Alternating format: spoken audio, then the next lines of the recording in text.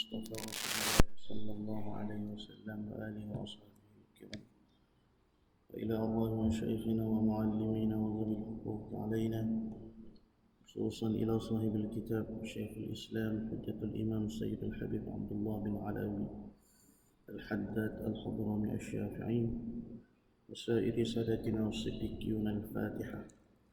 أعوذ بالله من الشيطان الرجيم. بسم الله الرحمن الرحيم. الحمد لله رب العالمين الرحمن الرحيم مالك يوم الدين إياك نعبد وإياك نستعين اهدنا الصراط المستقيم صراط الذين أنعمت عليهم غير المغضوب عليهم ولا الضالين آمين يا رب العالمين. اللهم صل على سيدنا محمد وأشغل الظالمين بالظالمين. اللهم صل على سيدنا محمد وأشغل الظالمين بالظالمين وأخرجنا من بينهم سالمين. وعلى آله وصحبه أجمعين. اللهم صل على سيدنا محمد وأشغل الظالمين بالظالمين.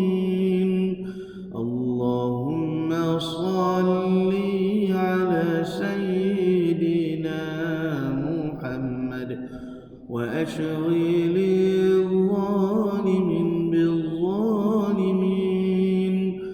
وأخرجنا من بينهم سالمين. وعلى آله وصحبه أجمعين. اللهم صل على سيدنا محمد وأشغل الظالمين بالظالمين. اللهم صل على سيدنا محمد وأشغل الظالمين بالظالمين وأخرجنا من بينهم سالمين. وعلى آله وصحبه أجمعين. الحمد لله رب العالمين، والصلاة والسلام على أشرف الأنبياء والمرسلين وعلى آله وصحبه أجمعين. سبحانك لا علم لنا إلا ما علمتنا إنك أنت العليم الحكيم. ولا حول ولا قوة إلا بالله العلي العظيم. رب اشرح لي صدري ويسر لي أمري واحلل عقدة من لساني يفقهوا قولي وسدد لساني واهد قلبي بحق سيدنا وجدنا رسول الله صلى الله عليه وسلم. يا أيها الذين آمنوا اصبروا وصابروا ورابطوا واتقوا الله لعلكم تفلحون. اللهم أرنا الحق حقا وارزقنا اتباعه. Ya Allah, ya Tuhan kami, tunjukkanlah kepada kami yang benar itu sebenar-benarnya, dan jadikanlah kami di kalangan orang yang mengikuti akan kebenaran. Wa arinal batila batilan warzuqna ijtinabah. Ya Allah, tunjukkanlah kepada kami yang batil, yang sesat itu sebenar-benarnya sesat, dan jauhkanlah kami daripada mengikuti akan kebatilan dan kesesatan. Rabbana iftah bainana wa baina qaumina bil haqqi wa anta khairul fatihin. Ilahi anta maqsudi wa ridhaka maqlubi. A'tini mahabbataka wa ma'rifataka ya Allah. Nawaitul i'tikaf fi hadzal masjid sunnatan lillahi ta'ala. Nawaitu at-ta'alluma wa at-ta'lima wa at-tazakkura wa at-tazkira wa an-naf'a wal intifa' wal ifadata wal istifada wal hassa 'ala at-tamassuki bi kitabillah وسنة رسول الله والدعاء إلى الهدى والدلالة على الخير بابتغاء وجه الله ومرضاته وثوابه وقربه سبحانه وتعالى. Para hadirin sidang jemaah yang dikasihi lagi diberkati oleh Allah Ta'ala sekalian. Alhamdulillah, Alhamdulillah, Alhamdulillah. Puji dan syukur kita kepada Allah kerana kita masih lagi diberikan kesempatan sehingga ke saat dan detik ini Allah Ta'ala masih menghidupkan kita. Allah Ta'ala masih memberikan nikmat keimanan dan juga keamanan kepada kita. Dan Allah Ta'ala telah menggerakkan hati kita untuk hadir menunaikan segala kewajipan dan juga kefarduan yang telah diwajibkan ke atas diri kita. Dan Alhamdulillah Allah Ta'ala letak kita ni di dalam kebaikan, iaitu kita berada di dalam majlis ilmu, majlis pengajian kitab, dan juga kita berada di dalam rumah Allah yang mana kita dapat i'tikaf. Dan tidak lupa juga kita sama-sama menanti waktu solat 5 waktu, iaitulah menanti waktu sembahyang Isyak. Maka segala kebaikan-kebaikan, ketaatan-ketaatan dan juga ibadah-ibadah yang disebutkan tadi itu termasuk di antara perkara-perkara yang besar, rahmat yang besar, keampunan yang dijanjikan oleh Allah, dan juga doa yang diaminkan oleh para malaikat buat diri kita. Kita sambung pengajian kitab kita An-Nasaihud Diniyah, nasihat-nasihat agama wal wasayil imaniyah, dan wasiat-wasiat keimanan karangan Syekhul Islam Hujjatul Imam Sayyidul Habib Abdullah bin Alawi Al-Haddad Al-Hadrami Al-Syafi'i rahimahullahu ta'ala.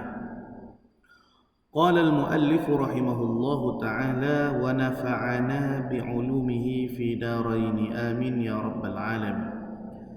Berkata pengarang kitab kita Al-Imamul Haddad rahimahullah. Jadi nasihat yang seterusnya Al-Imamul Haddad memberi tahu kepada kita, iaitulah berkenaan dengan memperbanyak mengingati akan kematian. Jadi setelah mana Al-Imamul Haddad menceritakan kepada kita pelbagai jenis keadaan, cita-cita, harapan yang ada dalam diri manusia ni. Nah, cita-cita untuk keduniaan, cita-cita untuk hidup lebih lama di dunia, cita-cita untuk mengkayakan diri dia, dan ada juga orang yang bercita-cita untuk menambahkan kebaikan dan juga kebajikan kehidupan setelah mana dia mati.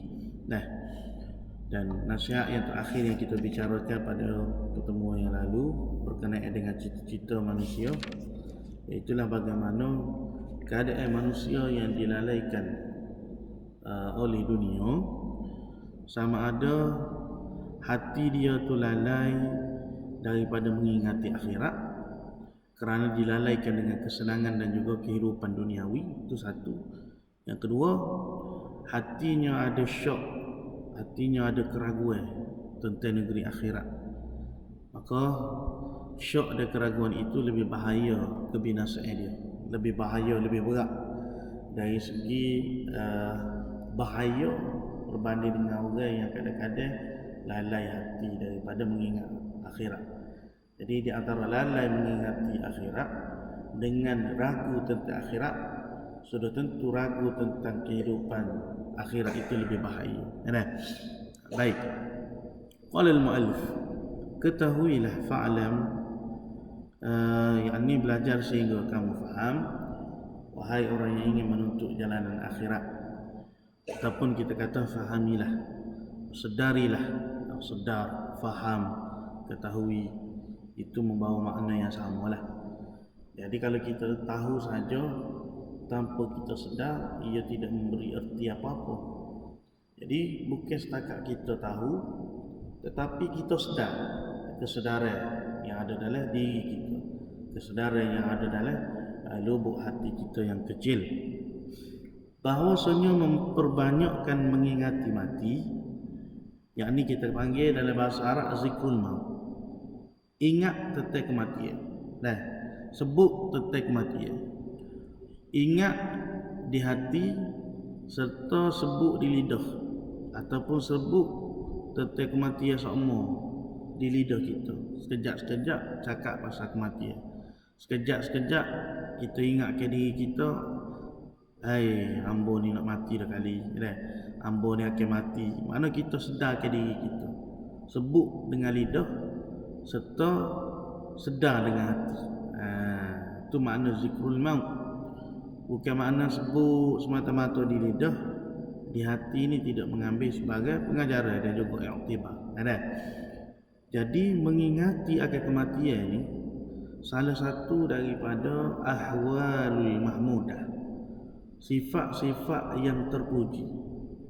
Jadi Al-Imam Al-Ghazali rahimahullahu ta'ala, bahkan kebanyakan ulama-ulama sufi, ulama-ulama tasawuf, bila dia nak letak di antara sifat-sifat yang terpuji itu 10 sifat yang terpuji, maka pembahagian yang terakhir adalah zikrul maut, mengingati tentang kematian. Jadi sifat yang terpuji ni banyak. Begitu juga sifat yang tercela, yang terkeji, sifat yang dikeji, sifat mazmumah kita panggil. Banyak. Cuma ulama sebut 10 tu sebagai pembukaan kepada kita, ataupun kita panggil sifat besar-besar. Nah, sifat yang utama. Kalau ada 10 sifat ni di dalam hati kita, kalau sifat mahmudah, maka akan terbit segala sifat-sifat kepujian, sifat-sifat mahmudah yang lain. Begitu juga kalau kita dapat menjauhi 10 sifat mazmumah yang disebutkan oleh Imam Al-Ghazali. Sifat mazmumah ni banyak, sifat yang tercela ni banyak. Tidak hanya 10 sahaja. Tapi kalau 10 sifat mazmumah yang besar-besar ni kita dapat jauhi, kita dapat bersihkan hati kita, nescaya sifat mazmumah yang lain, yang kecil-kecil, yang banyak lagi yang tidak disebutkan oleh para ulama, akan dapat dibersihkan, akan dapat dijauhi oleh kita. Baik. Jadi zikrul maut adalah salah satu daripada sifat yang terpuji. Di antara 10 sifat yang terpuji yang disebutkan oleh Imam Al-Ghazali, iaitu kalau yang pertamanya taubah, kemudian ikhlas, redha, taubah, redha, kemudian zuhud, kemudian hubbullah, cinta kepada Allah, kemudian zikrul maut. Ada 10 sifat mahmudah lah, lawan kepada 10 sifat mazmumah. Zikrul maut, zikrullah, ingat kepada Allah, khauf, raja, itu semua tu dipanggil sifat-sifat mahmudah. Maka zikrul maut, mengingati kematian, ingat dengan makna sebut di lidah kita dan sedar di hati kita, salah satu sifat yang terpuji yang dituntut oleh syarak. Syarak suruh kita ni sebut tentang kematian semua. Syarak suruh kita ni sedar di hati yang kita ni dekat dengan kematian. Itu syarak suruh. Jadi bila kata kita ni selalu menyebut tentang kematian di lidah kita serta sedar di hati kita tentang kematian, maka kita tu termasuk orang yang telah bersifat dengan sifat kepujian.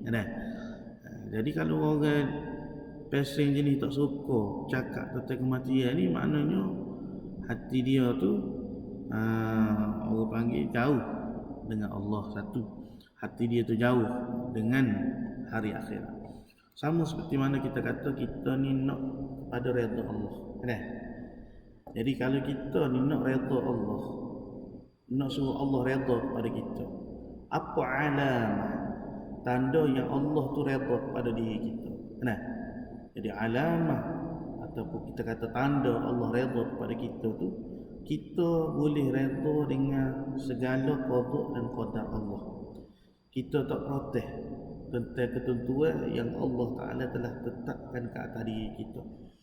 Jadi selagi mana kita masih rasa tak puas hati, kita ada bangkangan di hati kita, kan? Tak setuju, apa tu hewak lagu ni, aku tak say gini, tak say begitu, kan?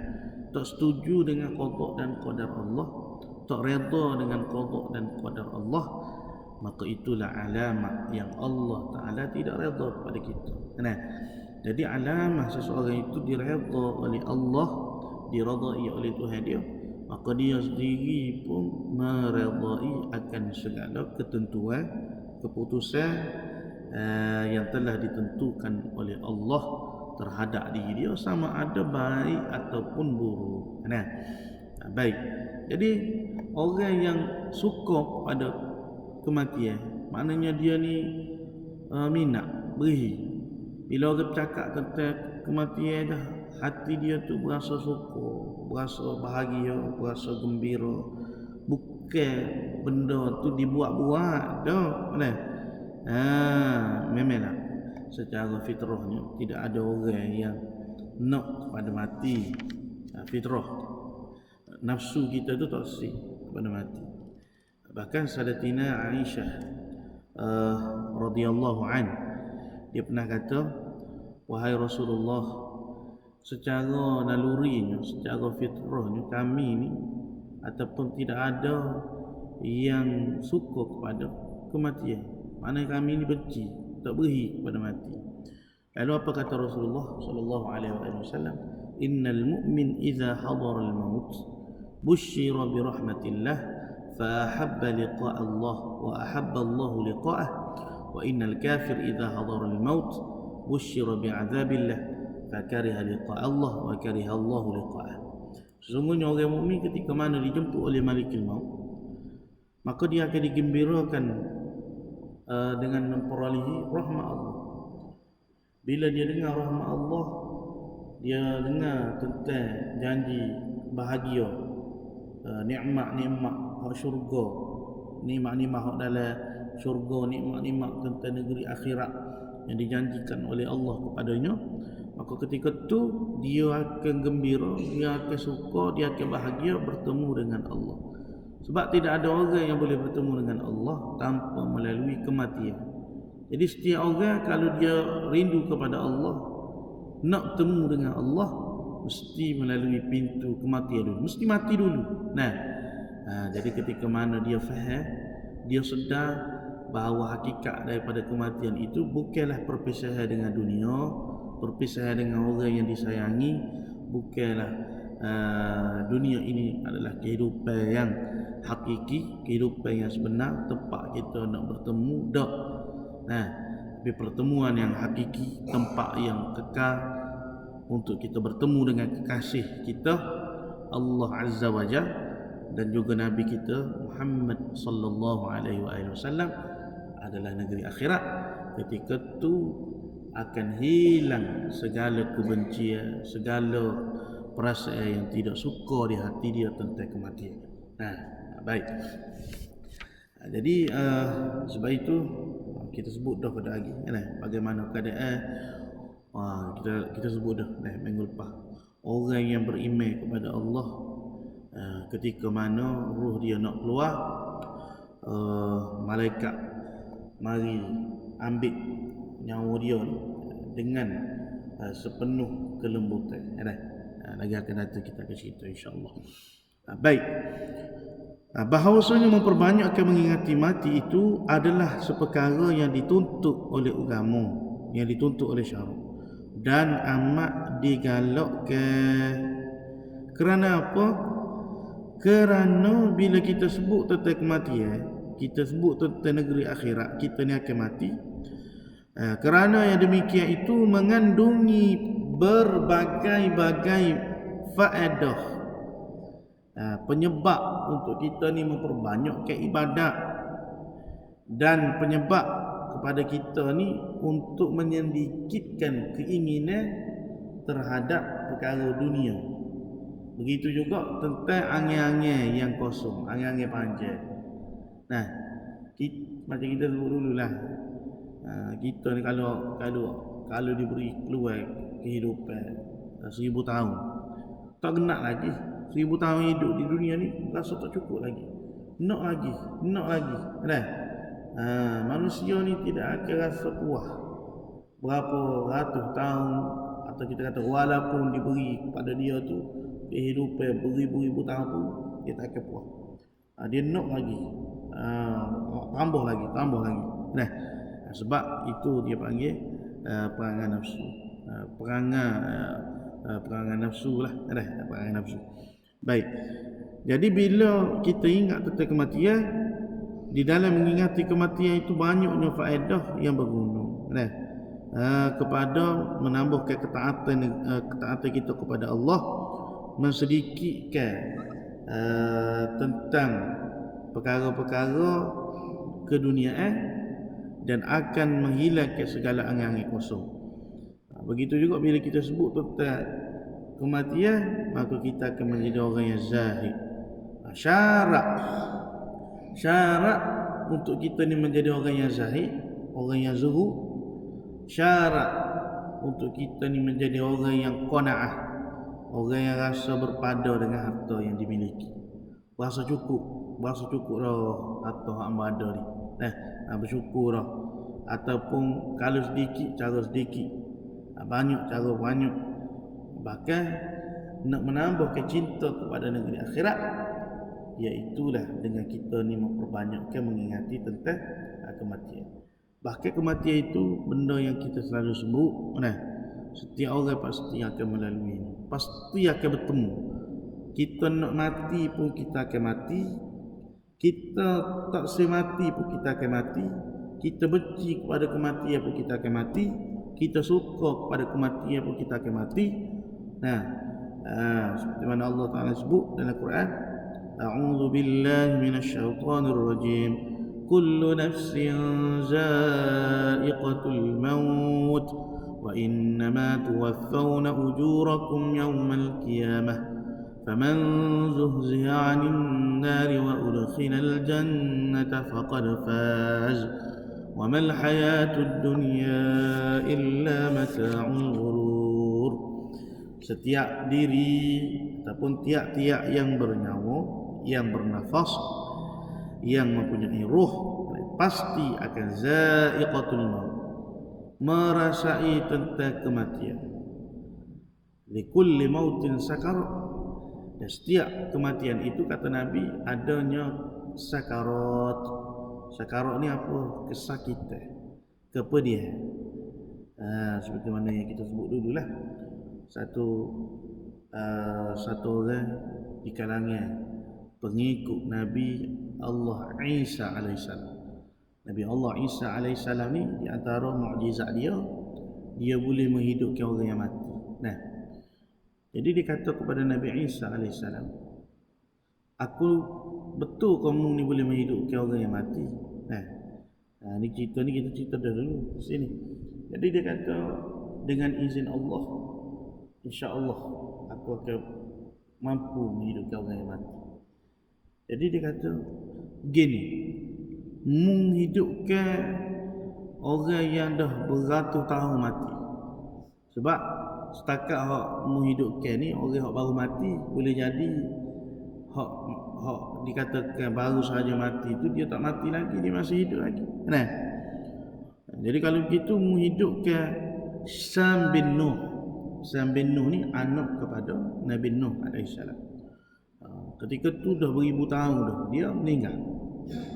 Maka dengan izin Allah, Nabi Isa ni pergilah dekat perkuburan Sam bin Nuh. Sam bin Nuh lalu dia pun semayang 2 rakaat, semayang hajat, minta dengan Allah. Maka ketika mana selesai dia minta dengan Allah supaya hidupkan balik Sam bin Nuh ni, Sam anak kepada Nabi Nuh, maka dengarlah satu getar. Ketika tu Sam bin Nuh ni pun keluar daripada kuburnya dalam keadaan rambutnya yang beruban dan wajahnya yang tua. Maka ditanya kepada Sam bin Nuh. Nabi Isa kata, wahai Sam, bukankah engkau ketika mana mati dahulu seorang yang muda? Nah, apa dia kata, itulah keadaan ataupun gambaran ketika mana berada di alam barzakh yang dahsyatnya kehidupan di sana, sehingga menuakan wajahku, sehingga mengubankan seluruh rambut-rambut di kepalaku. Maka dia kata, sesungguhnya ketika mana aku mati 2000 tahun yang lalu, nah, dan ketika tu adanya sakarat yang telah menimpa diri aku, sehingga ke saat ini dan detik ini masih aku rasa dan masih aku ingat bagaimana kesakitan sakarat. Nah, baik. Jadi Allah Ta'ala kata, setiap daripada kamu, setiap yang berjauh pasti akan merasai mati. Wa innama tuwaffawna ujurakum yawmal qiyamah, dan bahawasanya pada hari kiamat sahajalah akan disempurnakan segala balasan kepada kamu. Faman zuhziha 'anil nar wa udkhilal jannata faqad faz. Barang siapa yang dijauhkan dari neraka dan dimasukkan dirinya ke dalam syurga, faqad faz, maka orang ni lah orang yang sebenar-benar berjaya, orang yang mendapat kejayaan dunia dan akhirat. Jadi kalau kita ni duduk suhu kehidupan, kejayaan kita di dunia, itu bukan kejayaan yang sebenar. Tapi kejayaan yang sebenar adalah kejayaan yang boleh menyelamatkan kita daripada neraka dan menyebabkan diri kita masuk ke dalam syurga. Itu kejayaan sebenar. Jadi baru-baru ni seperti mana yang kita tahu, keadaan semasa di tempat kita, di negara kita, satu penganjuran konsert yang didatangi daripada artis Britain, nama kumpulan dia Coldplay, Jadi kita bukan nak cakap isu politik ataupun tidak, ini nak cerita soal hukum. Masyarakat kita hari ni bila mufti buat teguran, Coldplay ni adalah satu band, satu kumpulan daripada Britain hok mari ke tanah air kita nak buat konsert. Iyalah. Jadi kita tak kisah. Bukan tak kisah, maknanya sesiapa pun, mana-mana kumpulan, mana-mana kerajaan hok perintah ketika tu wajib atas diri dia, wajib atas tanggungjawab dia mencegah kemungkaran. Tak kira siapa-siapa, warna apa sekalipun kerajaan memerintah ketika tu wajib dia kena cegah sesuatu kemungkaran hak jelas berlaku.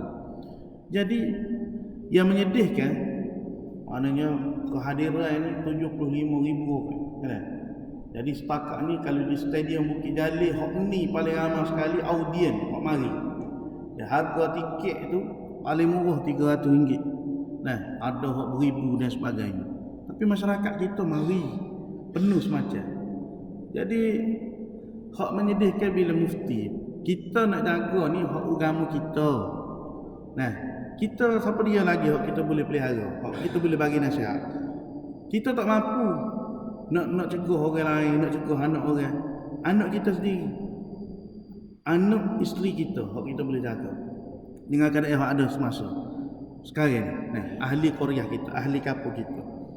Jadi bila dah berlaku perkara tu, mufti tegur. Orang tanya mufti, boleh tak satu orang ni dia berjalan daripada jauh, dia musafir, daripada Terengganu, daripada Kemamen ni nak pergi Bukit Jalil semata-mata nak tengok konsert Coldplay. Boleh jamuk tu?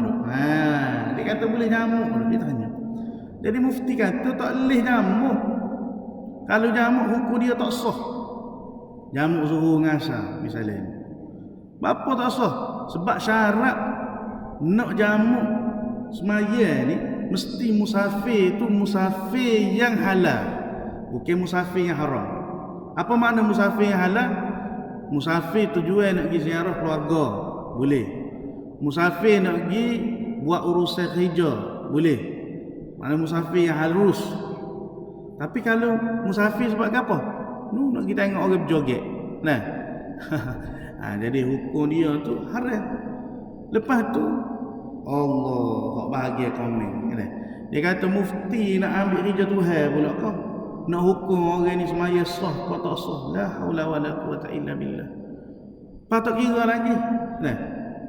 Jadi kalau orang politik tu dia masuk macam-macam lah. Hak ni kata ramai mau duduk kereta, ada juga konsert hak panggil arti-arti hak berunsur maksiat dan sebagainya. Tak kisahlah. Siapa-siapa pun yang menjadi pemerintah, dia tu wajib atas diri dia. Mencegah satu-satu kemungkaran, hak jelas dilihat di depan mata. Lepas tu ada pula di antara pemimpin kita orang Islam. Dia kata lagu mana?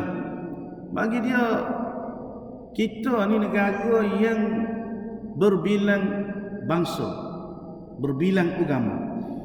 Mesti kita hormati hak orang lain. Mungkin ada orang yang bukan Islam, orang non-Muslim.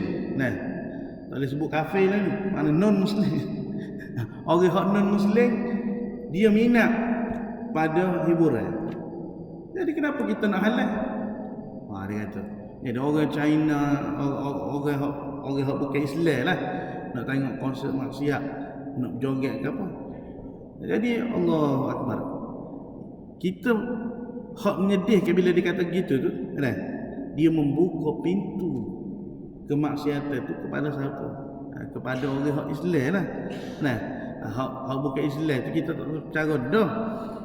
Jadi sekarang ni dia kata apa lagi? Dia kata kalau konsert ini dibuat, maka kita akan untung banyak benda kepada negara. Pertama, dari segi pelancongan. Pelancongan mungkin ada peminat-peminat hak berada di jiran Malaysia, daripada Singapura, daripada Indonesia, daripada Brunei, hak berdekatan ni akan turut mari juga di tempat kita untuk hadir ke konsert tersebut. Jadi dari segi pelancongan kita dapat. Lepas tu dari segi penjanaan ekonomi kita dapat. Jadi mikir dia tu, kita kata hebat. Dia juga, orang dunia mikir. Mana dia fikir boleh menjana ekonomi, boleh menjana dari segi pelancongan. Tapi hak soal hukum Tuhan, hak soal Tuhan kata benda ni lara, benda ni maksiat, capu, laki dengan puan, duk tergedik, pas jelas waktu persembahan kumpulan tersebut mempromosikan LGBT ni makna apa? Mempromosikan seksual yang haram. Lelaki boleh minat sama lelaki, puan sama puan. Dego warna pelangi tu lah. Dan memang benda tu tidak perlu kita backup lah. Memang benda tu dia bawa secara jelas message yang dia nak sampaikan. Jadi kita sedihnya begitulah. Sedih tak sedih pun benda dah berlaku. Tapi kepada dia, hak kita boleh jaga, hak kita boleh pelihara. Kita nasihat anak-anak kita, kita jaga ahli keluarga kita begitu. Jadi kalau benda tu jelas-jelas ada maknanya memang maksiat, memang kita kata haram, tak perlulah kita nak tutup, kita nak backup, kita nak kata benda tu jadi halal. Memang tak akan jadi halal dah. Lepas tu kalau ada yang mau nak pergi juga tempat maksiat, dia mau nak tengok sekadar nak menyanyi, sekadar nak meraihkan hiburan, tu lah demo lah. Hak tanggungjawab kita royak selesai gitu. Jadi orang tanya mufti jawab berdasarkan hak dia, berdasarkan hukum. Soal nak pergi juga, soal lepas tu hak orang duduk tunjuk. Ada satu orang perempuan tu siap semaya di tengah-tengah stadium. Jadi gitulah maknanya cabaran kita di akhir zaman. Tu tak kira lagi ada setengah orang dia mencabar. Dia kata ambo tak aja semaya. You tahu kosmetik. You tahu kosmetik. Dia kata saya tak pernah semaya subuh, tak pernah semaya duha. Tetap rezeki masuk mencurah-curah. Boleh jadi kaya-kaya. Dia bercakap. Jadi lagu mana orang ni dia boleh lupa diri, lupa siapa yang memberi rezeki kepada dia, siapa yang menggerutkan hati untuk beli produk dia. Jadi berani dia bercakap gitu. Nah, lepas tu dia tunjulkan keadaan diri dia lah, dengan pakaian yang seksi dan sebagainya. Ini bukan ribah, bukan nak mengumpat, tapi realiti dunia yang berlaku pada hari ini sangat-sangat mencabar keimanan kita. Nah, jadi bila dia bawa begitu, orang pun, oh ya juga. Mana? Apa yang kita nak kait-kaitkan antara pergantungan hati kita, ibadat kita, ketaatan kita dengan Allah, minta supaya Allah murahkan rezeki pada kita dengan urusan dunianya. Jadi dia mengasing-asingkan urusan ukhrawi, urusan agama ni dengan kehidupan. Nah, jadi kalau nak kaya, berusaha bersungguh-sungguh menjadi kaya. Tak ada kata semaya ajak minta dengan Tuhan supaya Tuhan berkat rezeki, Tuhan murah rezeki, Tuhan mudah jadi kaya-kaya. Itu tak ada kaitan. Tak semaya pun boleh jadi kaya. Jadi ni punah. Sebab apa? Sebab dia dah lupa asal usul dia. Dia dah lupa siapakah yang memberi rezeki kepada dia. Bahkan banyak sangat dalam hari ini kita tengok sesuatu kemungkaran itu dibuat secara jelas, dipamerkan, dibanggakan di hadapan orang, lalu dia mencabar. Dia kata walaupun saya ni orang komen pakai seksi, duk joget, duk danduk, tapi hati saya baik. Dia kata, saya tak pernah kata hudu kat orang, saya tak pernah hina orang, saya tak pernah pandai buruk kat orang. Ini semua ni orang panggil khayalan supaya kita menganggap maksiat itu adalah satu benda yang biasa, normalisasi maksiat. Bahaya. Bila kita ni sudah tidak ada sensitiviti dengan sesuatu kemungkaran, maka ingat seperti mana Al-Imam Al-Haddad pernah cerita kepada kita pada nasihat yang dahulu. Radha bil maksiyati maksiyatun, radha bil kufri kufrun. Redha dengan satu maksiat tu adalah sebenarnya sebahagian daripada maksiat. Redha dengan sesuatu kekufuran juga sebahagian daripada kekufuran. Jadi sekalipun kita ni orang yang buat maksiat, jangan pernah kita redha dengan perbuatan yang kita buat, dan jangan pernah redha dengan perbuatan orang lain yang melakukan maksiat yang sama seperti mana yang kita buat. Sebab apa? Sebab dosa buat maksiat tu suku, redha dengan satu maksiat tu suku. Kalau kita sendiri tu kaki maksiat, kita sendiri tu buat dosa, kita sendiri tu buat sesuatu kemungkaran, kemudian kita redha pula dengan satu kemungkaran yang dibuat oleh orang lain, maka kita mendapat dua dosa. Itu akidah yang kita perlu jaga, yang perlu kita faham. Jadi kalau satu orang dia buat maksiat, lepas tu dia sendiri marah orang lain buat maksiat, ya tak apa. Sekurang-kurangnya dia hanya berdosa dengan maksiat yang dia buat, dan dia tidak berdosa dengan sebab redha kepada kemaksiatan. Baik. Jadi kembali kepada ayat tadi. Jadi kata Allah, orang yang sebenar-benar berjaya itu iaitulah orang yang dilepaskan daripada api neraka, wa udkhilal jannata faqad faz, maka dia dimasukkan oleh Allah ke dalam syurga. Itulah orang yang sebenar-benar berjaya. Wa mal hayatud dunya illa mata'ul ghurur. Ketahuilah bahawasanya kehidupan dunia ini adalah kehidupan yang melalaikan, kesenangan yang memperdayakan, menipu daya. Fata morgana.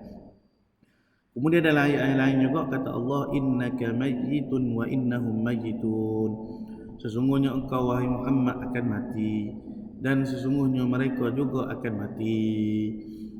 Jadi Allah Taala bagi tahu kepada Nabi kita Muhammad sallallahu alaihi wasallam, innaka mayyitun, sesungguhnya engkau Muhammad akan mati, wa innahum mayyitun, dan mereka juga yakni manusia yang lain akan mati, akan bertemu dengan Allah Taala.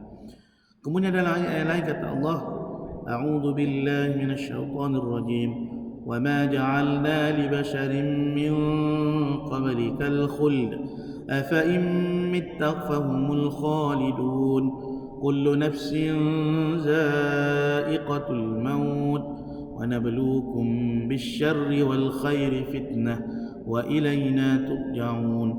Dan kami tidak menjadikan manusia sebelummu dapat hidup kekal. Maka kalau engkau mati, adakah mereka akan hidup berkekalan? Afa in mitta fahumul khalidun. Jadi kalau kamu mati dahulu, adakah orang yang masih hidup selepas daripada kamu ni akan kekal abadi? Tak. Mereka juga akan binasa. Mereka juga akan menemui kematian seperti mana kamu. Kullu nafsin za'iqatul maut. Setiap yang bernyawa, tiap-tiap diri itu pasti akan merasai rasa. Rasa saat kita nak mati. Wa nabluukum bisyarri wal khairi fitnah. Dan kami menguji kamu dengan kesusahan, kepayahan, kesukaran, kesengsaraan. Dunia ni gitulah, macam kita sebut dulu lah. Kalau berasa kecewa, berasa sedih, berasa sakit, berasa sedih, betul, itulah ujian, itulah sifat dunia. Wal khairi fitnah, sebagai apa? Sebagai ujian, cubaan. Wa ilaina turja'un, dan kepada kamilah tempat kamu akan dikembalikan. Baik. Kemudian kata pengarang kita sabda Rasulullah sallallahu alaihi wasallam, aksiru min zikri hazimil lazzati. Perbanyakkanlah mengingat tentang perkara-perkara yang menghapuskan kelazatan, iaitulah al-maut, iaitulah kematian. Allah taala alam wa ilmu atam. Jadi setakat inilah untuk malam ini, mudah-mudahan kita mengambil faedah dan juga pengajaran daripada apa yang disampaikan oleh pengarang kitab kita. Yu'til hikmata man yasha' wa man yu'tal hikmata faqad utiya khairan katsira wa ma yadhakkaru illa ulul